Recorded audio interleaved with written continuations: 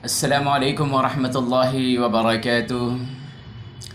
محترم ناظرین، کسی کہنے والے نے کہا کہ ہنسی آتی ہے مجھ کو حضرت انسان پر، ہنسی آتی ہے مجھ کو حضرت انسان پر، فعل بد تو خود کرے اور لعنت کرے شیطان پر۔ معزز ناظرین، دور حاضر میں غلطی خود کر کے اور دوسرے پر الزام ڈال دینا اس زمانے کا ایک فیشن بن چکا ہے۔ ہم میں سے ہر ایک آدمی ایک دوسرے کو منحوس قرار دیتا ہے۔ شوہر اپنی بیوی کو منحوس قرار دیتا ہے، بیوی شوہر کو، ماں بیٹی کو، بیٹی ماں کو، اولاد اپنے ماں باپ کو، ماں باپ اپنی اولاد کو منحوس قرار دے رہے ہیں۔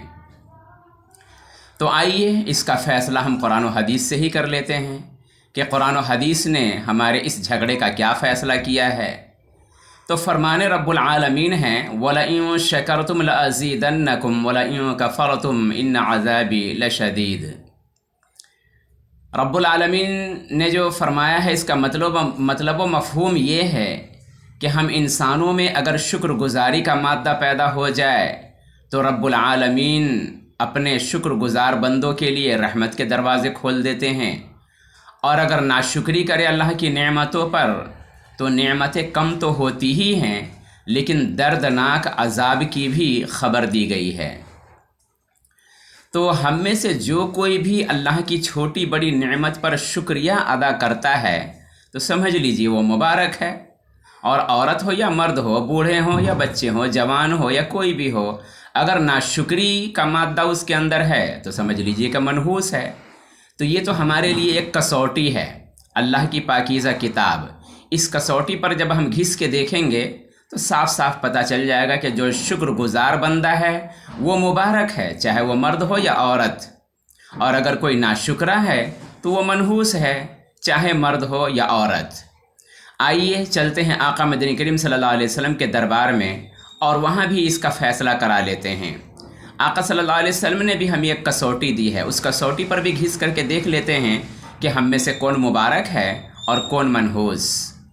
فرمانے محبوب رب العالمین ہیں کہ نوم الصبحۃ یمنع الرزق، کہ صبح کا سونا جس وقت کہ اللہ کی رحمتیں بٹ رہی ہوتی ہے، برس رہی ہوتی ہے، رحمتوں کے دروازے کھلے ہوئے ہوتے ہیں، اس وقت کے بارے میں فرمان محبوب رب العالمین ہیں کہ صبح کا سونا رزق کو روکتا ہے۔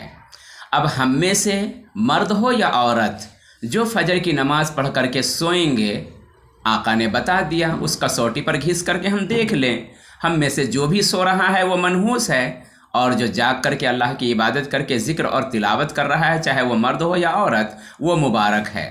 تو ایک بہترین کسوٹی اللہ نے اور اللہ کے رسول صلی اللہ علیہ وسلم نے ہمیں عطا فرما دی ہے۔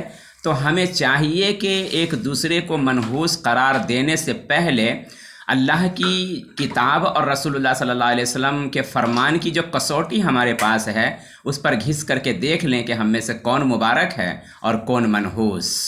السلام علیکم ورحمۃ اللہ وبرکاتہ۔